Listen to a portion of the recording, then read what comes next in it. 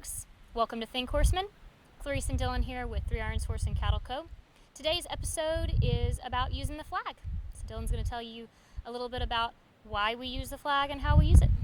So we use the flag in the first step of desensitizing our horses to things, and we use it mainly to check out blind spots in the horse's vision and get them comfortable with things passing in those blind spots.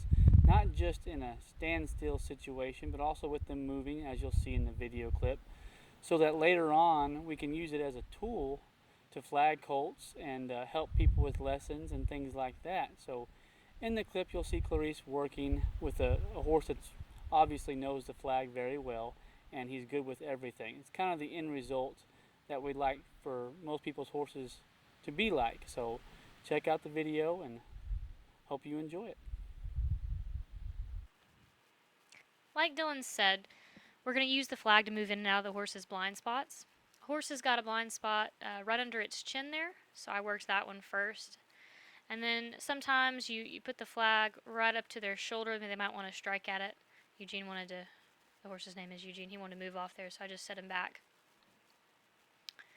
And then you might want to get a little crazy with the flag, like I'm doing. It's making a lot of noise. I know you can't hear it in the video, but it's great if your flag will make noise.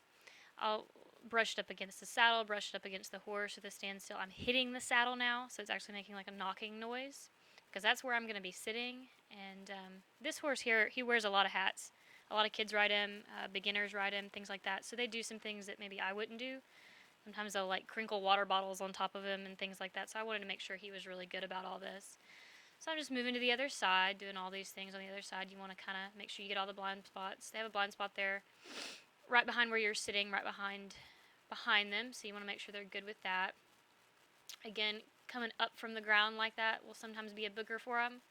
Here, going up to the shoulder is maybe where if you rope something, a rope would go, and you're rolling your coils back up. So you want to make sure they're good with that. And I'm just kind of getting a little crazy, making the flag make noise there and going all above me, above their ears. Sometimes noises above their ears make them uncomfortable. Change up the noises you're making. I kind of shook the flag a little different there. Sometimes that'll be quite different for them. And there again, I'm just under the chin in that blind spot again. Sometimes I really want to strike at that blind spot. Touch them in the chest too, because they can't see under there, and something hitting them from under there might scare them a little bit. Eugene did a good job there. I'm just petting him, saying good job. So once we've gotten the horse pretty good at the standstill, I'm going to ask him to move off, and I'm going to do most of the same things at the walk. Because if your horse is really good at the standstill, that's awesome, but sometimes when you ask him to move, that flag becomes a whole different monster, or really anything you're working to kind of get your horse used to. Once you get movement in there, it changes things. So I might jiggle the flag on that stirrup like I just did. Again, in the blind spots up above their ears, behind them. Hit on the saddle, hit on the stirrups, get under their flank area. I'll brush against their back legs, like if maybe they get tangled up in my rope or something and it gets around their back legs, they're not too spooky about that. And then again, you kind of just get crazy, make the flag make noise. I want to make a point here that the flag is not what's moving the horse, my energy is. So I put the flag away and walked at the horse there, and he trotted off.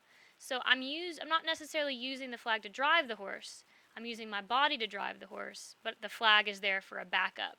So if he didn't respond to that, I might come in with the flag and maybe tap him or something. And there I slowed down with my body. I was still messing around with the flag, and he slowed down as well. So I'm going to ask him to turn in there, and he did well there. He's looking off at some cows. I think there were some cows coming out of those trees behind the round pen. What I do to one side, you always got to do the other. So I've sent him off the other way. I'm doing the same thing. He's kind of looking off, so I kind of hit him with the end of my halter there, bumped him back. Getting his legs again up against his shoulder. Sometimes they really get boogery about that.